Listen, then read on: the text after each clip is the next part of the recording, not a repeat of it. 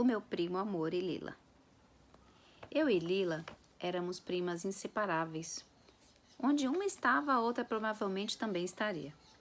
Estudávamos no mesmo colégio, íamos juntas à aula de balé e tudo o que pensávamos em fazer era feito juntas. Às vezes falávamos de que quando pensávamos na vida adulta, o nosso sonho era de morarmos juntas e termos um carro conversível. Os sonhos são muito engraçados. Passei a maior parte da minha infância com Lila e ignorava minha irmã Lili, que tinha uma diferença razoável de idade comigo e que eu julgava não ter os mesmos interesses que eu. Nunca queria levar Lili para brincar comigo. Minha irmã era Lila. Tudo que eu gostava, ela também fazia. O tempo foi passando e Lila saiu da escola em que cursávamos ensino fundamental para estudar num colégio de freiras, Colégio Imaculada Conceição, para concluir o primeiro grau. Foi uma separação difícil para mim. Ter Lila longe era doloroso. Ela faria novas amigas e o nosso tempo juntas iria diminuir.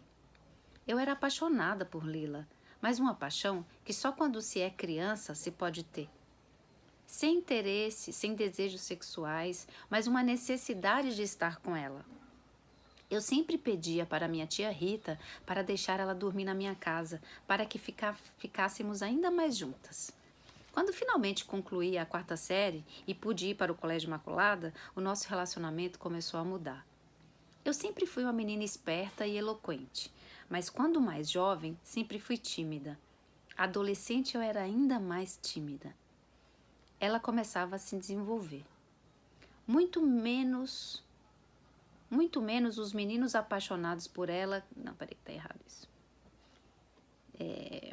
Eu sempre fui uma menina esperta e eloquente, mas quanto mais jovem, sempre fui tímida. Adolescente, eu era ainda mais tímida. Me achava feia e magra e não tinha os cabelos lisos como os de Lila, nem o corpo de moça que ela começava a desenvolver. Muito menos os meninos apaixonados por ela que se multiplicavam. O menino de quem eu gostava se tornou meu amigo para se aproximar de Lila. E está registrado no meu diário todo o sofrimento que me causou ser a garota de recados da paquerinha deles. Mas eu fazia isso por ela, em nome de tudo que ela significava para mim. Fomos crescendo e Lila foi se afastando naturalmente. Os interesses eram claramente diferentes. No começo eu não entendi isso. Achava que alguma coisa ou algum fato era responsável por aquela separação. Simplesmente chegamos a uma bifurcação em nossas vidas que nos levariam a caminhos diferentes. Tentei inúmeras vezes me reaproximar de Lila, ser novamente a sua confidente, mas acho que eu também queria manter as coisas como estavam. A primeira vez que fiquei com um menino numa festa foi por influência dela. O menino estava me paquerando e Lila disse: "Por que você não fica com ele?" Eu achava isso muito absurdo, as pessoas ficarem. Para mim era muito importante estar com alguém, mas acabei cedendo para provar que eu podia. E além do mais, o menino era encantador e fez inesquecível meu primeiro beijo com um desconhecido.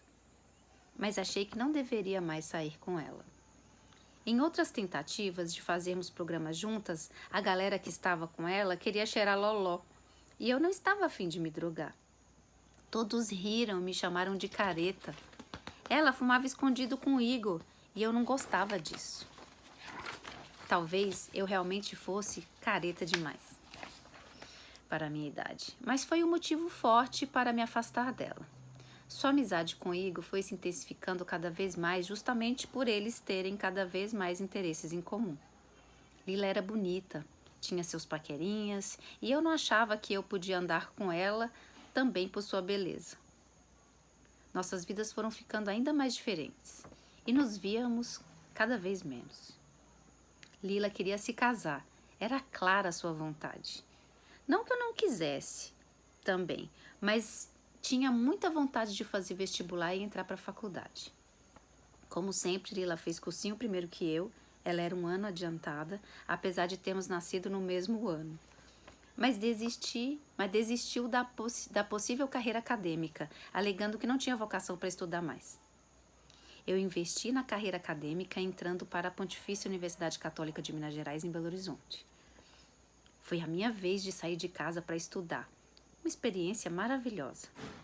Lila se casou com um cara muito legal chamado Leonardo, que por acaso eu conhecia por ser vizinho dos meus tios. Eles aparentemente, mesmo porque só quem pode confirmar são os dois, eram felizes. Logo no início do casamento, nasceu a primeira filha deles, a Malu. Sentia falta da minha amizade com Lila.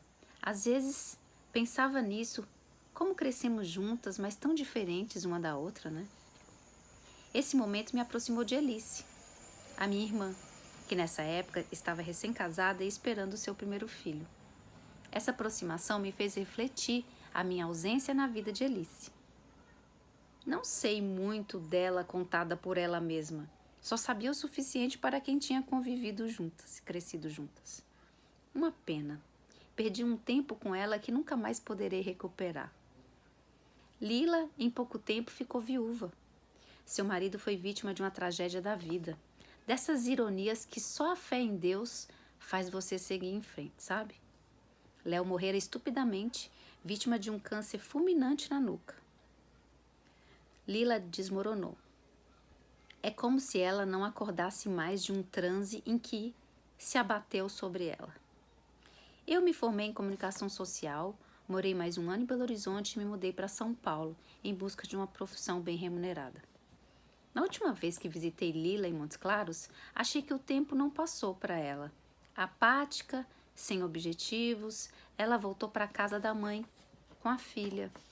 Ocupa o mesmo quarto na casa em que brincávamos, com outra decoração, mas para mim é o mesmo ainda. E vive de trabalhos em lojas de roupas, no shopping ou no comércio de Montes Claros. Somos praticamente farinha do mesmo saco, criadas com o mesmo pão. E até durante alguns anos de nossas vidas, compartilhamos os mesmos sonhos. E agora, tudo diferente. Mas Lila vai estar sempre no meu coração, porque eu já amei muito um dia. E não tenho cacife para julgar a vida dela hoje.